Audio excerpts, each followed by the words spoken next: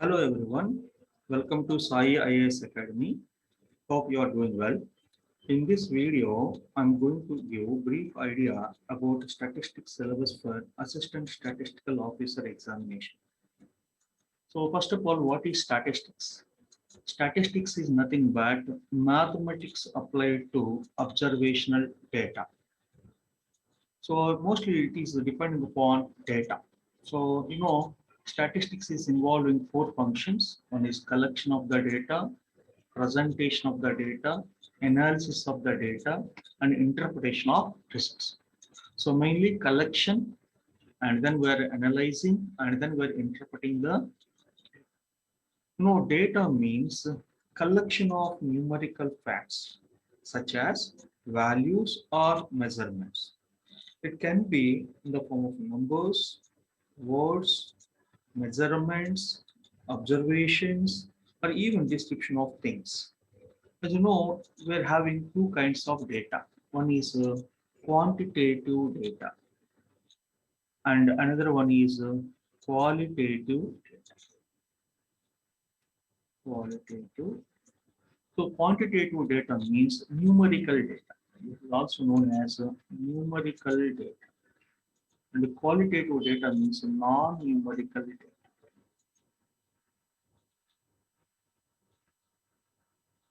So under quantitative, we are having discrete variable and continuous variable. Under qualitative, we are having nominal data and ordinal data. So this is the brief idea about data. Data means collection of numerical facts. Your data may be in the form of numbers, words, measurements, observations, or even in the form of description of things, right? So depending upon the data, data can be classified into two kinds. One is quantitative data and another one is qualitative data. Quantitative data means numerical data.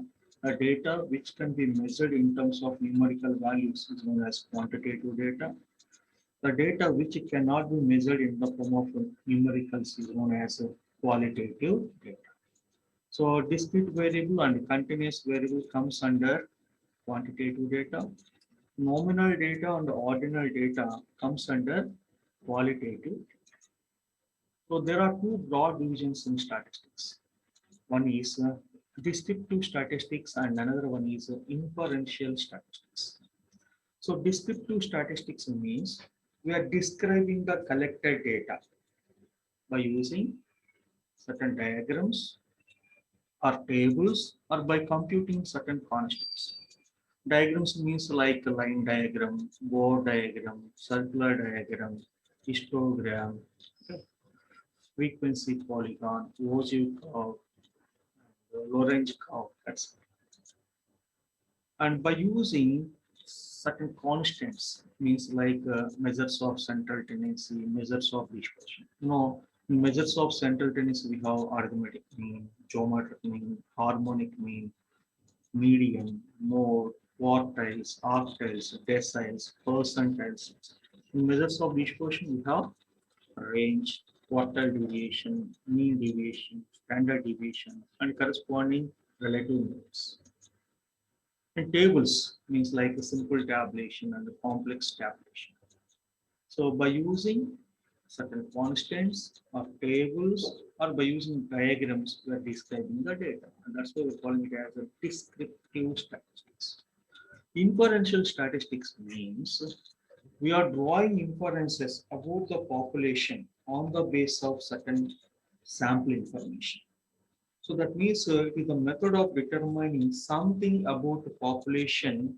So based on the sample, that means we are making inferences and predictions about population on the basis of sample taken from the population.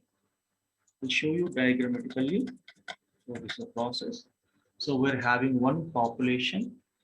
So we don't know population characteristics. That means it is unknown. And if you want to draw inferences about this population by using some sampling methods, we are selecting sample from this population. So sample means part of the population, and we are analyzing the sample information. we can get some results here. The same results we are using to give inferences about the population. So this is the process of sampling. So coming to syllabus, so introduction to statistics. So here we'll focus more mainly on collection of data. So as I told you, data plays very important role in statistics. Collection of data and primary data and secondary data. So based on the collection, we can classify them into two kinds. One is so primary data and secondary data. Primary data means first-hand information is called primary data. Second-hand information is known as secondary data. And some methods of sampling. There's no we discussed in inferential statistics. Sampling methods plays a crucial role in selecting the sample units from the population. So here, methods of sampling, random sampling or non-random sampling, when we are having mixed sampling also. What comes under random sampling? So simple random sampling, stratified random sampling, cluster sampling, multi-stage sampling, discovery or exploratory sampling. And what comes under non-random sampling? We have judgment sampling, also known as deliberate sampling, also known as purposive sampling. Next one is quota sampling, convenience sampling, sequential sampling, and snowball sampling. Third one is mixed sampling. Systematic sampling comes under mixed sampling because that method is involving both probability and non-probability sampling. So later on, so probability, so measuring chance factor numerically, and then here census methods and some schedule preparation of schedules and questionnaires, so to collect the data. And frequency distribution, we're having two kinds of frequency distribution. One is discrete frequency distribution and another one is continuous frequency distribution. And a tabular presentation of the data, so means we have three kinds of presentation of data: TTD, textual presentation, tabular presentation, and diagrammatic presentation. So this is all about introduction to statistics. This comes under descriptive statistics. And next one, measures of central tendency. We'll compute certain constants. So means the representative values we are finding from the given data set. So called them as measures of central tendency. The name itself is indicating we are trying to find out central location of the given set of observations. Yeah, we'll discuss meaning of measures of central tendency and what are the main objectives of measures of central tendency and what are the characteristics of measures of central tendency. Afterwards, we're having two kinds of measures, mathematical averages and positional averages. What comes under mathematical average? Arithmetic mean, geometric mean, and harmonic mean comes under mathematical average. What comes under positional averages? Like median, mode, quartiles, octiles, deciles, percentiles. So all these comes under positional average because their computation is based on position of the given set of observations. So this also comes under descriptive statistics.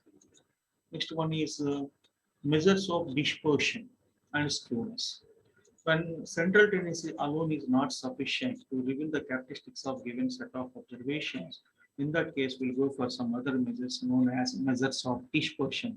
Your measures of central tendency are called average of first order. Your measures of dispersion are called average of second order. So whenever measures of central tendency and dispersion not adequate to draw inferences about the population, in that case we have to go for some other measures known as skewness. So there are two types of skewness. One is positive skewness and negative skewness. And here in dispersion, we'll focus on absolute measures of dispersion and relative measures of dispersion. What comes under absolute measures of dispersion? Range, quartile deviation, mean deviation, and standard deviation.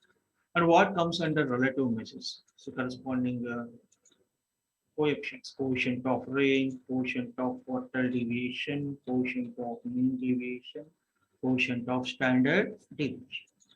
and their real life applications are towards